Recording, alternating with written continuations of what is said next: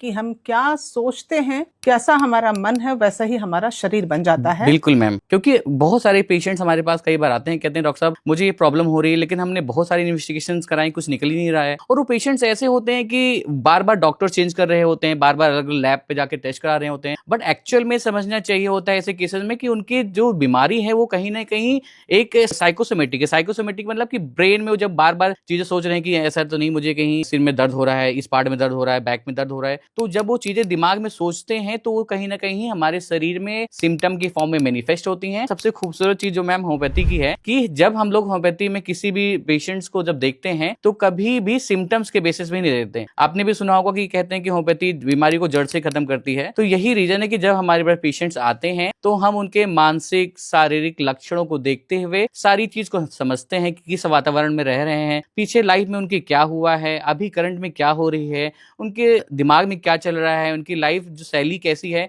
इसके आधार पर हम लोग जब सारी चीजों को कंसीडर करके दवाइयों का जब चयन करते हैं, जिसको होम्योपैथी को इंडिविजुअलाइजेशन जिस पे बेस्ड है, और दवाइयां देते हैं, तो इंसान की हर तरीके की जो चीजें होती हैं वो सॉल्व होती हैं। चाहे वो सिर का दर्द हो, चाहे पेट का दर्द हो, चाहे वो माइग्रेन हो, चाहे वो शरीर में कोई भी डिअरेंजमेंट हो, होम्योपैथी के मेडिसिन के द्वारा ठीक हो जाती है।